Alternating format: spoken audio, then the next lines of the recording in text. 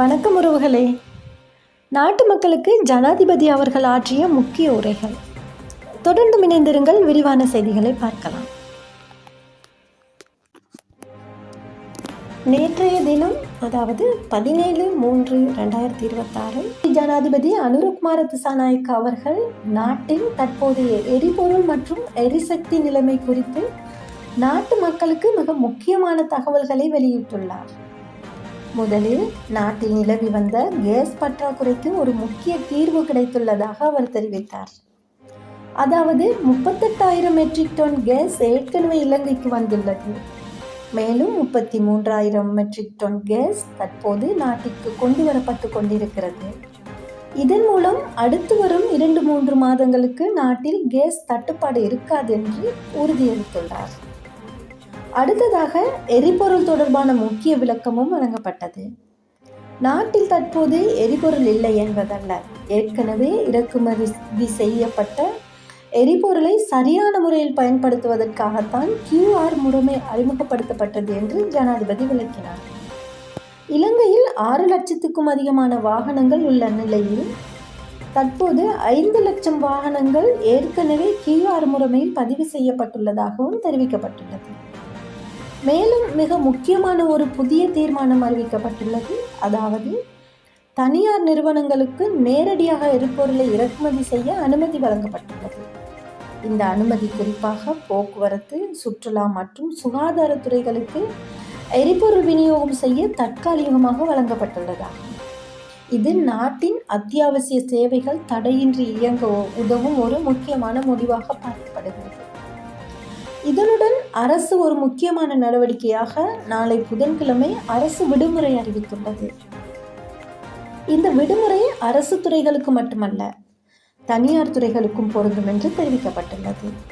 இந்த தீர்மானம் எரிபொருள் தேவையை குறைக்கவும் வீண் விரயத்தை தவிர்க்கவும் எடுக்கப்பட்டதாக கூறப்படுகிறது. மேலும் அடுத்த அறிவிப்பு வரும் வரை இந்த விடுமுறை நீடிக்கப்படும் என்பதும் குறிப்பிடப்பட்டுள்ளது. இந்நிலையில் உலகளாவிய காரணங்களும் இந்த பிரச்சனையில் தாக்கம் செலுத்தியுள்ளதாக ஜனாதிபதி குறிப்பிட்டுள்ளார். குறிப்பாக இஸ்ரேல், அமெரிக்கா மற்றும் ஈரான் ஆகிய நாடுகளுக்கிடையான பதற்றமான நிலைமைகள் தான் எரிபொருள் விநியோகத்தில் சிக்கல்களை உருவாக்கியுள்ளதாக விளக்கப்பட்டது. கடந்த வருடங்களில் ஏற்பட்ட எரிபொருள் தட்டுப்பாட்டிற்கு எரிபொருளை கொள்வனவு செய்ய நிதி இல்லாமைதான் என்று அவர் வெளிப்படையாக தெரிவித்துள்ளார். தற்போது அந்த நிதி நிலைமையில் முன்னேற்றம் ஏற்பட்டுள்ளதாகவும் சர்வதேச சூழ்நிலைதான் தற்போதைய சவாலாக உள்ளது என்றும் கூறினார். மேலும் மக்கள் மத்தியில் அதிகமாக பேசப்பட்ட ஒரு கேள்வி மின்சாரம் துண்டிக்கப்படுமா? இதற்கு எரிசக்தி துறை சார்பில் விளக்கம் வழங்கப்பட்டது. தற்போதைய நிலவரப்படி நாட்டில் மின்சாரம் துண்டிப்பது இல்லை என்றும் அதை தவிர்க்க அரசாங்கம் தொடர்ந்து முயற்சி செய்து வருவதாகவும் தெரிவிக்கப்பட்டுள்ளது. ஆனால் அந்த நெருக்கடி நீண்ட காலம் தொடர்ந்தால் எதிர்காலத்தில் மின்சாரம் துண்டிக்கப்படக்கூடிய வாய்ப்பு இருப்பதாகவும் எச்சரிக்கப்பட்டுள்ளது. அதே நேரத்தில் விமல் ரத்நாயக் அவர்கள் எந்த சூழ்நிலையிலும் உடனடியாக மின்சாரம் துண்டிக்க திட்டமிடப்படவில்லை என்றும் உறுதியளித்துள்ளார். இதன் மூலம் தற்போதைக்கு மின்தடை இல்லை என்பது தெளிவாகிறது. இறுதியாக QR முறைமை தொடர்பாக ஒரு முக்கிய அறிவிப்பும் வெளியிடப்பட்டுள்ளது.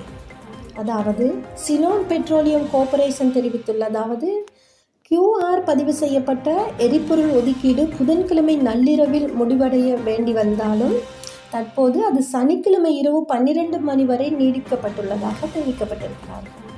மேலும் ஒவ்வொரு ஞாயிற்றுக்கிழமையும் காலை புதிய வாரத்துக்கான QR அப்டேட் வழங்கப்படும் என்றும் அறிவிக்கப்பட்டுள்ளது. எனவே மக்கள் யாரும் பதற்றப்படாமல் தங்களுக்கு தேவையான நேரத்தில் எரிபொருளை பெற்றுக்கொள்ளலாம் என்று அதிகாரிகள் தெரிவித்துள்ளனர்.